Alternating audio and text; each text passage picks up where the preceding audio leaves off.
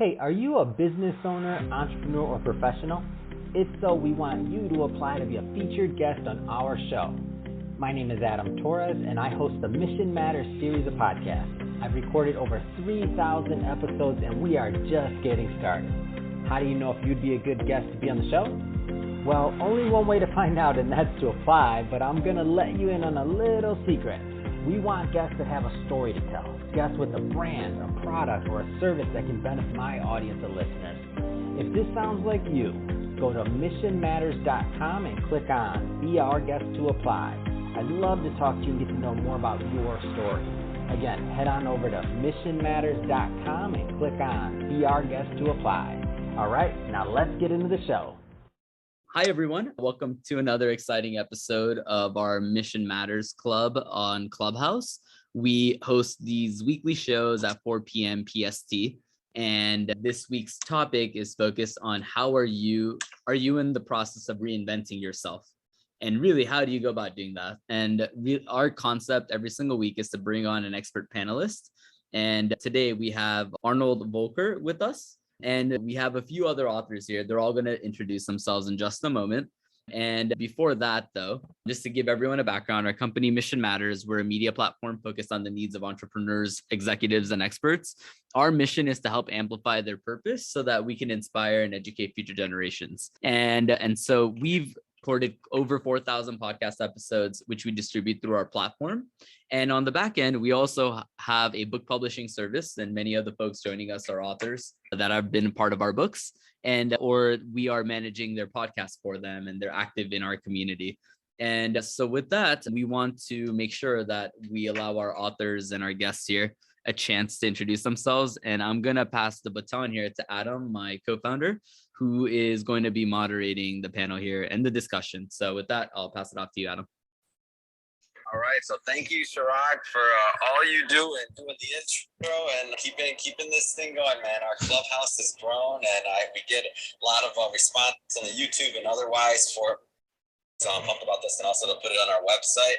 So we'll start this off maybe by going around the room here. And Arnold, maybe I'll start with you, top left, and we'll move to the right. If you could just introduce yourself and tell the community a little bit more about what you do. Thank you, Adam. I'm Arnold Volker. I own a manufacturing company, and then I also started Inventor U, which I'm very passionate about. I believe everybody has the ability to invent, and then how do you apply that to your daily life? So I'm starting up this new Inventor U. All right, and Arnold is also an upcoming author, so he'll be in the next book that we'll be releasing before year end. So that'll be Business Leaders Edition number 6. So we have other authors here that have also participated into what Arnold wrote. So Jesse, maybe if you can introduce yourself next. Yeah, hi. My name is Jesse Williams. I'm a CPA. I own my own tax and accounting firm, and I am definitely reinventing myself, giving another arm of the business and just going through another venture. And I'm just happy to be here. Yeah. Fantastic. Jesse's also going to be in our 6th book here. And then Jose, why don't you feel free to introduce yourself? I was saying, Jesse, again, welcome into the new publication. You'll be in the same book with Arnold, so excited about that. I'm glad everyone could start meeting. That's a big point of the Clubhouse event, is to get authors to meet each other and to be able to connect and grow those relationships. So awesome. All right, so I guess I'll tee up today's topic and why I thought it was so interesting and just exciting to have Arnold kind of lead this discussion. And this is definitely fireside chat style. So what I mean by that is anyone can feel free to chime in, to talk. This is not our normal format. I know many of the people on this clubhouse today I've interviewed, or everyone actually. No, we've all had interviews, I believe. So this isn't like me just asking questions. This is definitely a conversation, and we want everybody to engage. So Arnold, I'll just start off with why I thought it was so interesting to bring you on here. When I thought about your idea, your background, when we had our interview, and you told me a little bit more about your lineage, and you had inventors in your family line, your son's involved. I mean, from your grandparents, or it might have been great-grandparents off the top of my head. I just thought it was super interesting. So maybe just tell us a little bit more about your platform, Inventor U, and why you decided to start it to kick this thing off. Yeah, I think like Adam said, I mean, it's been in my lineage. My grandfather invented the first kind of potato planter. and be entrepreneurial most of my life. And my son, when he was 12, came up with an idea that is basically kept their manufacturing company open. So it's creation or inventing things. It's can change your life in many different ways. Hello, everybody. Apologies for the audio difficulties. My name is Jose Manuel de Jesus. Everybody calls me JM. So please feel free. I'm a publicist, and yes, that's definitely. I don't call it transition. I call it transformation and expanding my legacy. Real estate, finance, photography, and one or two others. Small business advisement and consulting. So in addition to the PR agency that I run. Awesome. So I guess I'll throw this out there, this topic out to the floor, and really essentially, like, what does that process for everyone look like of reinventing yourself? Because I feel like everybody goes through their own transition, and I know here as a media company and what we're doing day by day, one of our big reinventing or changing things of late is we started doing a live show, and we started doing a lot of live. So I'm always in the process. I know me and Chirag have these conversations often. I'd be interested to hear everyone else's take on what that looks like in terms of reinventing yourself. What I would say for me is I've noticed that once you're an entrepreneur, right, you have your own business and you started doing things, there's a lot of different things that need to be in place in order for you to operate and function and show up 24/7, because you really don't have time to be I would say sick sometimes. You don't have time to have a bad day sometimes. So you always gotta show up. So for me, I'm always searching for what can I do to fill myself? And sometimes I've noticed that I've sit quiet a few times and I've really noticed and try to pay attention to how I feel when I do certain things within my business. I do know I actually love talking to my clients. I love helping and sharing knowledge, especially when it comes to things that that have helped me, or seen things that have helped others. So the coaching part is what I'm looking to reinvent myself or transition into, to have a whole coaching program, to be a coach in the sense that I do think that everyone who's owned their own business could be their own accountant and do it very well. I do think it's nice to have an accountant in your back pocket as you grow and start generating that level of wealth. But I think when you're starting a business, it's very important to be your own accountant and really feel confident that you're doing it right. So that is what my coaching really is just to empower that new entrepreneur to really do things themselves, because we do wear many different hats and everyone gets so scared of the numbers. So I think people think we do calculus and algebra. I mean, there could be some algebra, but there's no calculus. So we're not finding Y either. We're just adding and subtracting, and maybe there's some division and multiplication, but it's very simple. So that is what I'm transitioning into right now. And I would love to look back 10 years from now and say, hey, I'm a coach and I'm a keynote speaker. I get paid to talk. And that is what I would love to do day to day, other than the mere tax and accounting piece of it. That was amazing. Thank you for sharing that, Jesse. For me, the last year has been really interesting. The year before, I expanded into the real estate market and became licensed as a real estate agent here in New Jersey, in northern New Jersey. And I continue with those activities. This year, I became certified as a seniors real estate specialist. And that was a couple of months ago. And then just this past week, I got an opportunity to become PMP, or project management professional, something I've certainly worked around many project management professionals that are certified and all that, but I've never done it myself. So I got the opportunity to also become PMP. So last Wednesday, I passed that exam and became officially a PMP. I want to round that all out with being a co-author with you, Adam. That's another kind of like a marshmallow on top there. And a few other things that I'm really working working on, but those are the major ones, especially most recently. And I don't know if you guys know, but I represent Chirag, who is the only Indian jazz artist to play at Carnegie Hall. We'll be repeating that feat come November 13th, or is it November 12th? I'm sorry, Saturday, November 12th. And I'm working on that as well for the agency.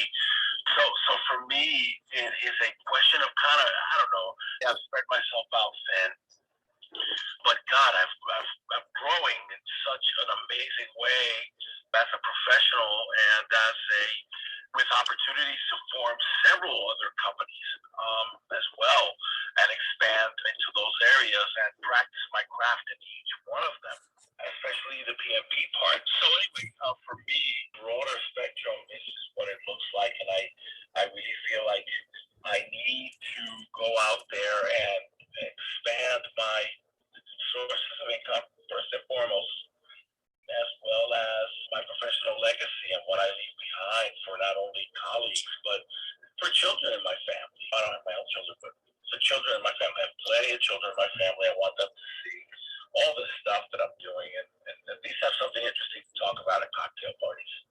I like that. And I definitely don't think you're spreading yourself thin. Don't listen to these people. You're doing, as long as you're having fun and you're loving it, do every and anything that puts a smile on your face and gets you excited. Yeah, life should be exciting. I mean, I think for me, that's part of it, is adapting kind of that inventor mindset, and desire to change or take on more. And yeah, it always, like Jose said, it seems like sometimes it's spread too thin, but we're the ones that are in charge, and we can continue to where we spend our time. And that's where, for me, when I started Inventor U, a lot of it is just a mindset. Inventor, what do you think of? Somebody that's tireless, driven, creative, constantly looking for ways to improve things. So I think it's cool, Jose, that you got a lot going on, and it shows that you have a passion. And to me, that's what makes life so much more funner or fuller. Yeah, absolutely. Brian, you're awful quiet today. What's going on? Brian normally is pretty. Are you spectating today? Or are you participating? I know I didn't get a chance to get you to introduce yourself. Brian's another one of our authors. He may be listening, or maybe he's in somewhere loud right now. So not to put you on the spot, but that's exactly what I'm doing. No, I know, Adam. Yeah, thanks, God. Yeah, I'm sorry. Please introduce yourself as well. Sorry, I just wanted to give you that proper intro. That's all. Oh no, always. Yeah, I'm a fellow author. Thanks again, Adam, and as well as I've seen some of you, Chirag, obviously. Jose, like I said, hopefully he's going to rejoin. Same thing. I've known him for years. Again, I'm a startup person. I've been involved in startups going back into the early 2000s. Had an enterprise startup. I've worked with a co-founding team. We were acquired by Microsoft for $1 billion back in 2008 when enterprise search was not a thing. Now everybody's got search involved in everything, involved in all their suite of products. So I was happy to be part of that initiative. I'm looking for the next unicorn. Where are they? I'm looking. Maybe I'll find them. Maybe I'll find them here. Pretty soon. Again, I'm one of the authors. I was author of Mission Matters for Volume 4. I'm amazed to see how many people I've been continuing to work and mentor. My company, Greenlight, we specifically look for startup companies, and we help to mentor them so that they can have specific goals that they set for themselves outside of venture capital, outside of accelerators. We want to give them their version of a FICO score that they can help to build up so that they have lower risk and that become better investment candidates for angel investors, for venture capital. The idea is that it empowers them when we give them structure, and we allow them to just grow according to their standard, not the standard set by others, but by a specific continuous improvement program that works for them and be individualized for each client. So as you can imagine, that's exactly why I want to participate in all these conversations.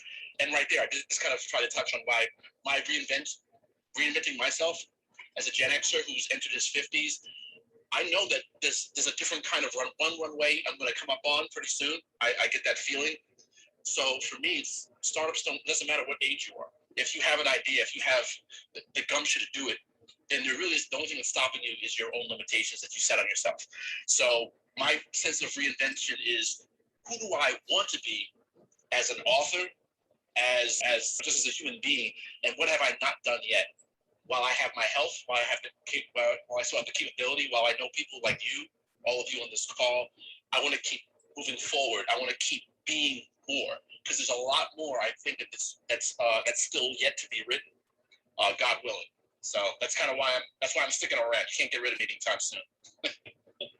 Brian, I have a question for you. Did you say your name of the company is Greenlight? Yes, Greenlight Startup. Okay, I thought it was Greenlight Capital or Greenlight Ventures, because I think I know the company, but it's definitely not startup if it's related or not. Yeah, we learn. Yeah, one of the things we learn when you reinvent yourself and when you try to rebrand yourself is the first thing that my co-founder and I realized is, yeah, you start to realize there are a lot of other people that are using your same names, your same brand. Yeah. Yes. Yeah. I'm in the back a few years ago, I used to do tax for hedge funds and private equity funds. So I was like, is that the company I think it is? Then I was like, we need to have a whole new conversation. Oh, we could be. Wait, I can get somebody on the phone in the next 5 minutes and I can make that happen.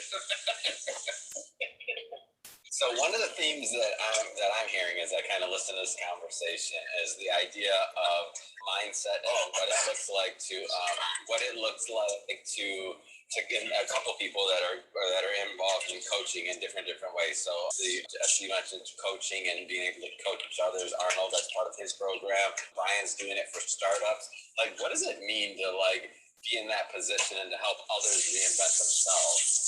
Because I feel like that's kind of the next piece. We're always reinventing ourselves individually, but when you're helping other people, like, that's another layer. Like, what does that mean to everyone? So for me, I'm reading this book, How to Think Like a Monk, because you really have to be very patient and very at peace with yourself when you're dealing with the public, because you got a lot of people coming at you. They're having a bad day, so then they try to make you have a bad day. So I'm really trying to have a nice balance and be very zen. So I really do think like a monk, and I think that when you could be at service to others, I think it really helps. I don't know. And I always like helping. I found that teaching is something that I do love, but I'm not excited about a teacher's salary. And I think a lot of the college world is changing. A lot of young folks are not wanting to go to college because there's so many different things you can do in your life than just doing the traditional route. So I always say to myself, in the line of business of tax and accounting, I get a lot of people ask me to do seminars and webinars and podcasts, and I do thoroughly enjoy it, and I've paid attention to how it made me feel. And just being able to help someone the way that a coach has helped me when I started my business, when I was trying to figure out what I want to do in my life, just having a friend just say, hey, just do this. So coaching has always been, and I think it's always been in all of our lives. We definitely have gotten to where we've gotten with the help of someone. And I think it's just passing that torch back on to someone and just being that help that someone was for me. Yeah, I think that's a great description. What I would add maybe is getting clarity around what they're trying to change and try to find that passion in that person and help that drive the reasons why they want to make improvements or change their life. For all of us that are already entrepreneurial, it's pretty easy. We get passionate a lot easier and we're on to the next thing quickly. It's just part of our personalities. But that mindset and desire and trying to help others find that. And then for me, I kind of throw in, when everybody thinks of an inventor, they think of somebody that fails a lot, but it doesn't really stop them. So how do you try to identify ways that they can make those changes in their own life and be positive and support them? I was just gonna say I like that. That's a nice piece. We're a manufacturing company by trade, and we just went through our ISO audit. It's about quality and standards, and the whole process is you kind of are signing on that you're always looking for continual improvement. And I think that's the same thing we can apply to our life. Instead of getting stuck at one spot, how can I improve myself or make it better? And being in the manufacturing industry, there's so many metaphors that I can apply of making a product or that we can apply to our regular life. We have some products here. We're a smaller company, but we've made 70,000 units and we're still finding ways to improve it. And you hear that all the time with manufacturing of a widget. It's like you make this thing and it works and functions great, but then there's always ways to make it better. I know that you're working with people specifically through Inventor U and really helping them bring their ideas to life. So I think this is kind of the next progression in the conversation. So you have this idea, whether it is a physical invention or it's a reinvention of yourself, metaphorically speaking, like how do you take that next step, like to make it happen over and above the, just do it? Because I feel like there's many times either mental barriers or just other things. Like, how do people take that next step? And I'll leave that out to whoever would like to tackle it. Yeah, for me, it's finding that person's passion. Like there was a recent person that had an idea for an app related to restaurants. And obviously somebody that's very intelligent and had a great idea, but then they get intimidated by what's the next steps. And that's what's cool about coaching or just helping others. And that's where you bring in your own excitement. And whether it's coming up with a name for this particular app or who's your target market? Who are you selling this thing to? How are you going to brand it, market it? So a lot of the things that are similar for marketing any product, and maybe filing a patent or a trademark, and then doing weekly calls in a sense that you can hold that person accountable like a coach. And did you accomplish these couple things that we agreed were kind of the biggest things that they should focus on next?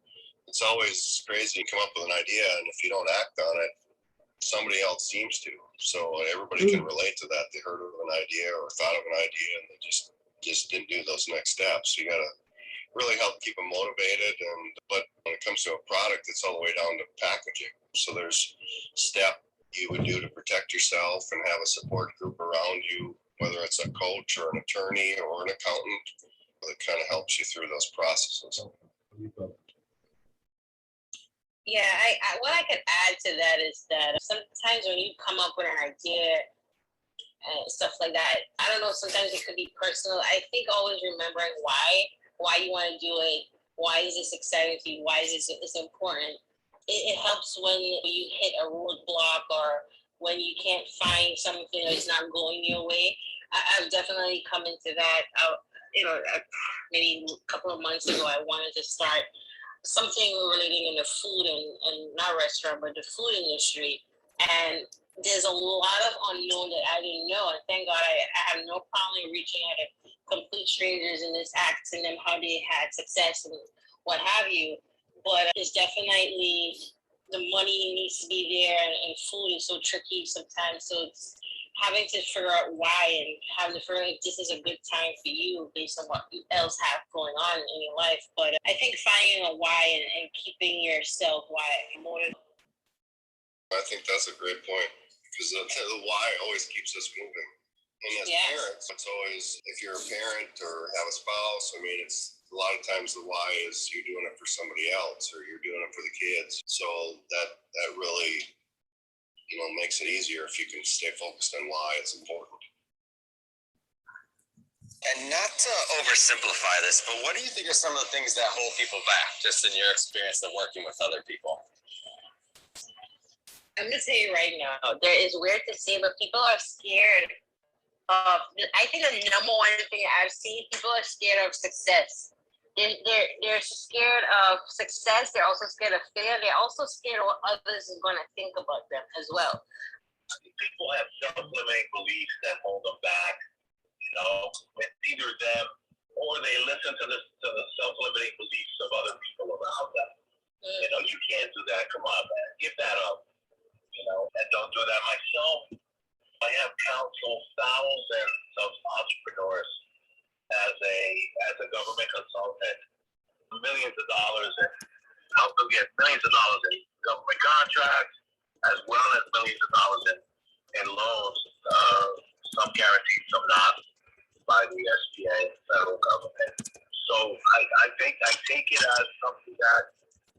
feel good. It reminds me of myself when I deal with these people and talk to them as entrepreneur. And that is it's a beautiful thing to help them see them through the paces of getting the financing they need, cash flow, to buy equipment, etc. So helping them with their marketing, or at least making some recommendations about their marketing that they can take seriously and put into action themselves. But that's it's a joy for me. I'm not going to say every single one, every single day is a joy, but most of them it's a joy. 99%, I say, it's a joy for me to help somebody put themselves together, say, start a corporation, launch an LLC, create their own job. The other day, I helped this disabled young woman start her own craft company. I was so wonderful about that. She must be about 20, and looks like she has severe cerebral palsy or something. And for me to help her launch that corporation was a special moment for me. Wasn't the most impact, but like the financial impact or job creation, but she created that one job for herself, and I supported her in that. And in that sense, it was a terrific moment for me. Yeah, that's a great example, and I'll tell you, I was not expecting some of the answers, like self-limiting beliefs, or like some of the other answers that came up just now. That kind of threw me off. I thought it was going to be a technical knowledge response or something like that, and it was completely different. So I think that was really helpful.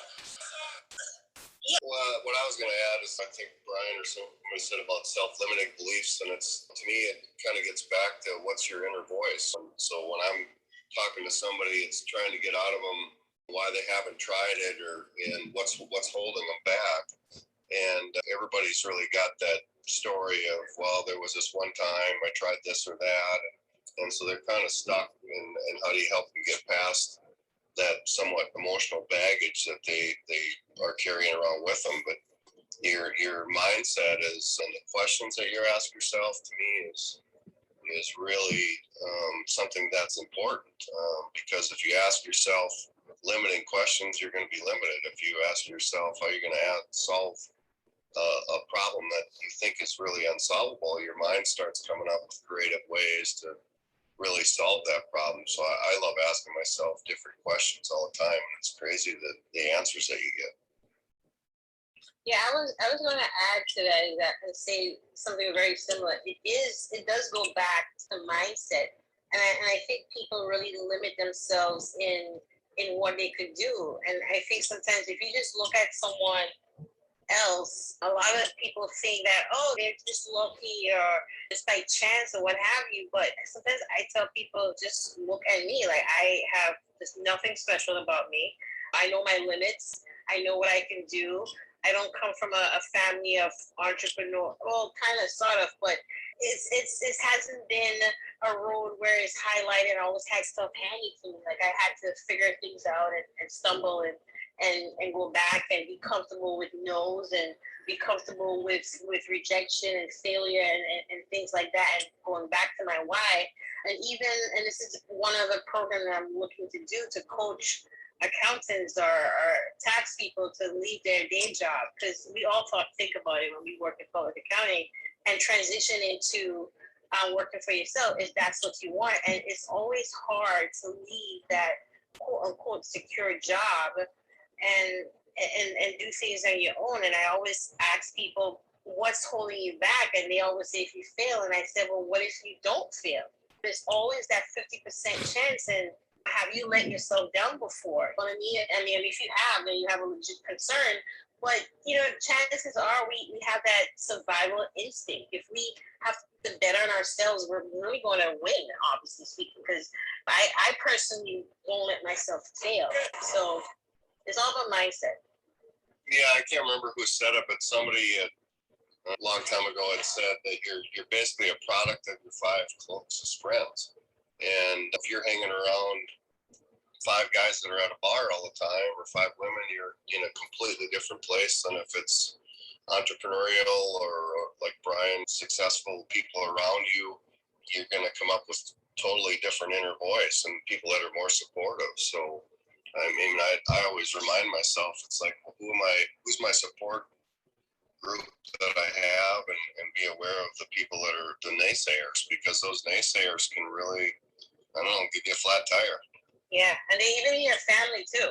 Yeah, 100%. Yeah, I was gonna say actually, that quote is by Jim Rohn. He said, "You're the average of the 5 people you spend the most time with." Okay, yeah. I was gonna almost say Tony Robbins. Yep. Oh, Chirag decides to chime in. Finally, you got to pull Chirag into the conversation, everyone, because Chirag just sits back and then he'll drop some words of wisdom. Thank you, Chirag. Happy to chime in. I think he was busy Googling. Yeah, right. I was gonna say Adam was one of his 5 closest friends. Probably. I would say, yeah, if I could add into what everyone else was saying, because I'm 100% by Arnold and Jesse, everything you said, and Chirag too, and the quotes. The thing that I get from the people that I've worked with, closely, or even just personal friends who are trying to change jobs, change careers. I think you touched. I think it was you, Jesse, when you mentioned that it can be both a fear of success and a fear of failure. But I think that part of it, and again, this is from my perspective, I think part of it, this reinvention, reevaluation, part of it, I think, is the idea that I define myself in accordance with the people around me, including family members, friends, neighbors, whatever. And I associate with them in a certain way, and it's comfortable, and it makes sense. Even if it's limiting, it makes sense. And everyone else around me tends to feel comfortable because we're all in the same general cohort of life. When one member of the cohort advances or declines, then it becomes an issue. You don't want to drop below your level, quote unquote, right? So everyone else is performing high, you're the low performer. That's obviously problematic because you're not going to think less of yourself. That's a natural way to feel. At the same time, if you advance beyond, financially at least in some ways, the people in your cohort, I think some of it is a fear of, I won't be able to connect to my friends and family anymore because they'll assume that I'm just kind of living my own life separate. They won't necessarily be able to relate to me and be able to understand the kind of things that I'm involving. I mean, I think it works more if you're an athlete or if you're a celebrity. I think it's like on steroids, that situation. How can you still hang with the same people? Can they still perceive you the same way? And the answer is no. They're not going to look at you the same way. And I think a lot of the fear is, if I did make it, who would I be as a person? Like, would I even want to be in that role? Do I want to be the head of such and such? Do I want to be Mr. or Mrs. Entrepreneur if the people around me start to feel uncomfortable? I know it's irrational, but at times I've actually felt like found the right investor and we just took off. I asked myself that question: would I be happy with the people around me when I got there? Would I be, or would I feel very alone? Kind of like if you saw that old movie Mahogany, for those of you that remember, with Diana Ross and Billy D. Williams, that whole thing. So what's the line? Something like that. Being famous, whatever, doesn't mean anything if you don't have someone you love to share with. What you said is like hitting me in my soul. I mean, and I know everyone who has gone through phases of success in life must have experienced that, where not even so much success as you change, as you grow as a person. If your friends or the people around you are not growing as well, they will drop off, and it is okay. And you always will find new friends. Doing my own business, like, my time has become very valuable. I've become more punctual, and I require that of others in my space too. You cannot tell me to show up for 3 and you show up at 3:30. When I used to just lose it because no one knows what I'm doing before to get here on time, and now you just wasted 30 minutes of my time that I can never get back. Now I bring a book if I know I'm dealing with someone that's late, so I find something to do. But I have a group of friends, they just always was late, but the attitude is that they didn't care that they were late, and it to me is a form of disrespect, and they didn't see it that way. But when I deal with other business people, if you show up late, the call is pretty much canceled. We're gonna have to rebook probably next week or 2 weeks from now. So that is one small event in my life where I felt that I'm going where my time is really valuable and people around me didn't get it, or planning things, just having to do a function and know that you can't call me today for tomorrow. That's not how this works. And sometimes I have to remind people. I know I seem very young and cool and easygoing, but I am running a business here. And you can't get me today for today and now for now.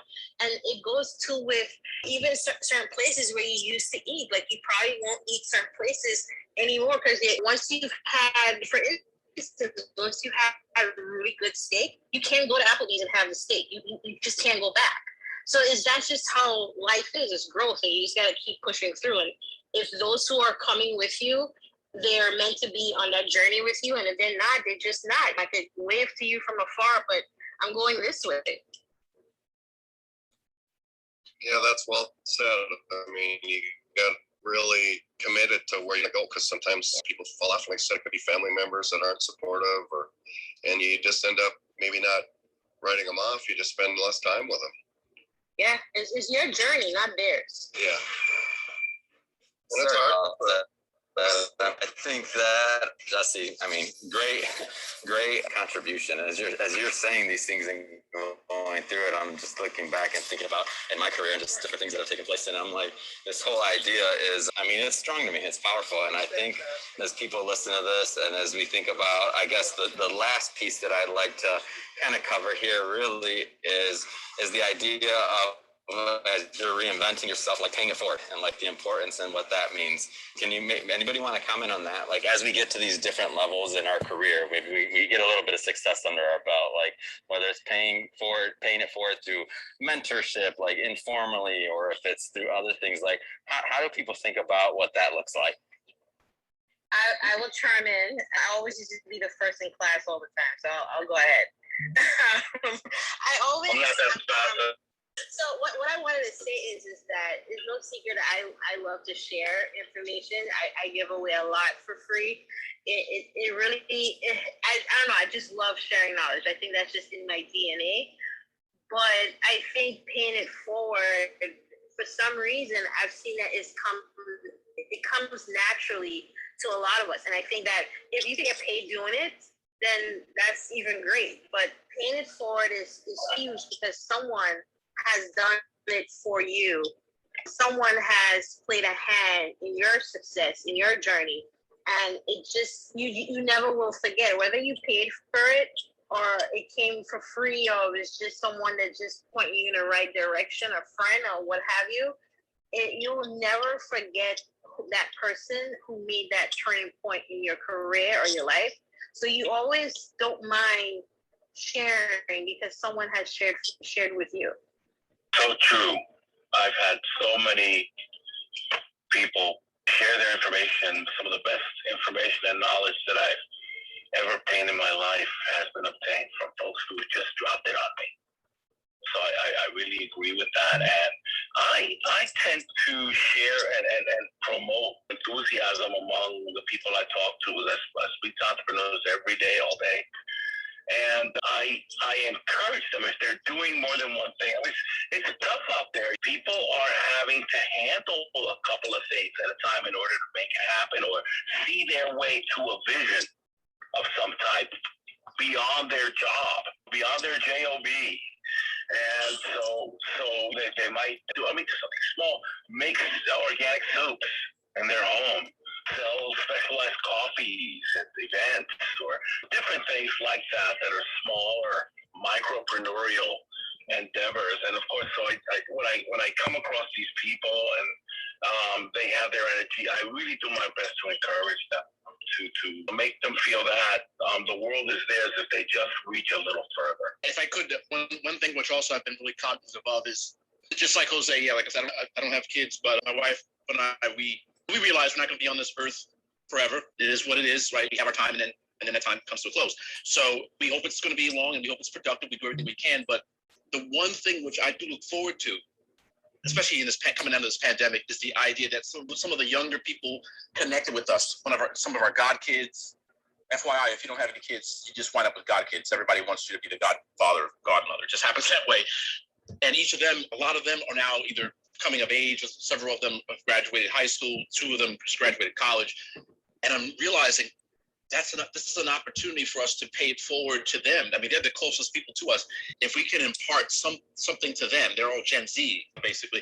If we can, as Gen Xers, from our experience, going through everything we went through from the 70s, the 80s, all the way through, there's got to be something of value that we can convey, because a lot of them are going through the same thing that I went through and my wife went through when we were younger, trying to, who am I? What do I want to do? And I don't think there's ever been a time, honestly, where it's been more nebulous and more ambiguous in the workforce than right now. And that's both good and bad. It's not so good in the sense of some fields may just collapse and implode because if you can't do it remotely, if you can't monitor things like supply chain, what happens? That's a challenge. But it's good in the sense of the rule books have been pretty much thrown out in a lot of career fields. They're rewriting so many different industries that what they now call the Great Resignation. Mass numbers of people have been quitting their jobs, and not necessarily with a new offer. They're just quitting, they're leaving because I believe they need to reevaluate stuff. And my nephew and niece, who are my godkids and my other godchildren, when they get old enough, they're going to be part of this new generation, this young generation, trying to figure out, not only are they trying to figure out who they are to reinvent themselves or invent themselves in the first place, but they're going to try to enter industries that are trying to reinvent themselves as well. And I wish I had some kind of wise quote or anything to say to that, but I just throw that out to everybody. I don't know if any of you have been seeing this or experiencing it, but I just want to do anything I can to help the people of the younger generation close to me, close to our family, and just give them some kind of advice, give them something hopeful to build on. Well, we hope that there is going to be jobs for them with artificial intelligence and robotics ever looming to erase the need for human labor, that new labor pools will be created that will accommodate all of these folks so that they're not sitting at home wondering what's going to happen or just playing PlayStation. I think there definitely will be jobs because I feel with every new wave, when computers started, computers, they had actual human computers. So when we had physical computers now, or like a machine, everyone was scared. So I think something will always be there. You always have to keep learning and reinventing yourself, to keep yourself relevant. The minute you stop learning is the minute you become unmarketable. Like no one wants someone who's just not going to learn. So that's just how it is. Like I definitely don't worry about the generation coming. I don't want to be that older person that's always worrying, well, this and that.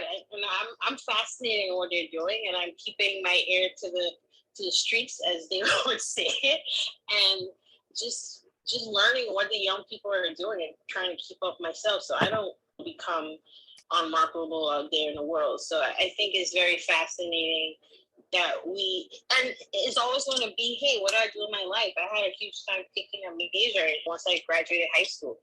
And I had to look at my uncles who were entrepreneur in my eyes at the time. Hey, how do I pick a major?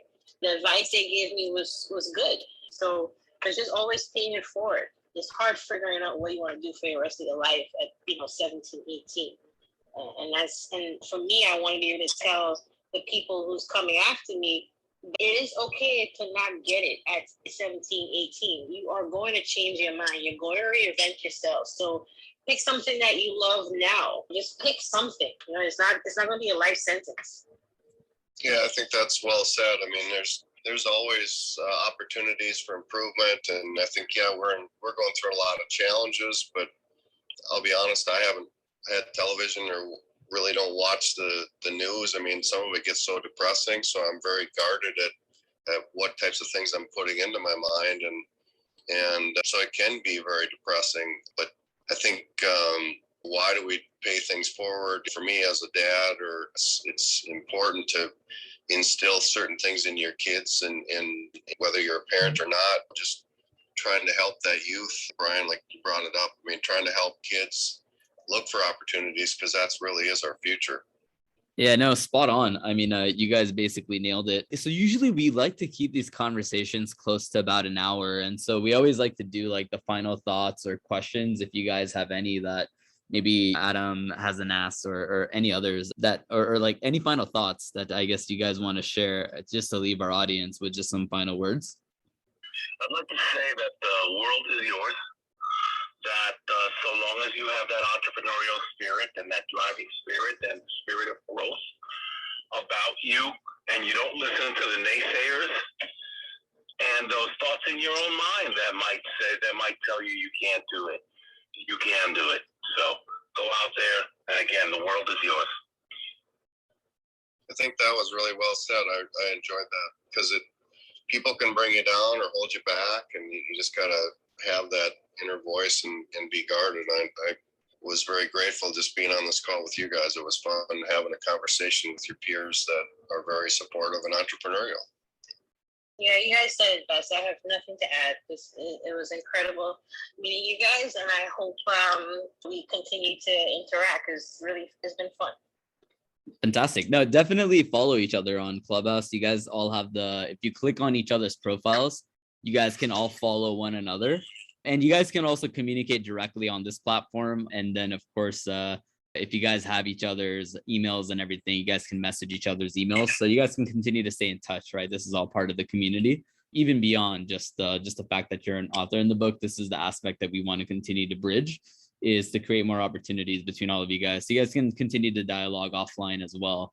But with that, appreciate the four of you joining us, chiming into the conversation. And then also, we're going to be hosting another conversation next week. Next week's topic is going to be focused on food. Actually, what is happening with food and farmers specifically. We have the folks from the Future Farmers of America joining us next week, and they basically oversee 80% of the food supply. So that one's going to be an interesting conversation, because they're going to talk about the future of farming and food in general, and how that all is evolving, especially with this whole organic growth movement and labor and innovation and tech infused into just that whole industry as a whole. So next week, Thursday, 4 p.m. PST, we'll be sending out more details on that in the next few days. This conversation again was recorded, and so we'll have it live probably by next week. We'll be sharing it with all of you and our audience out there.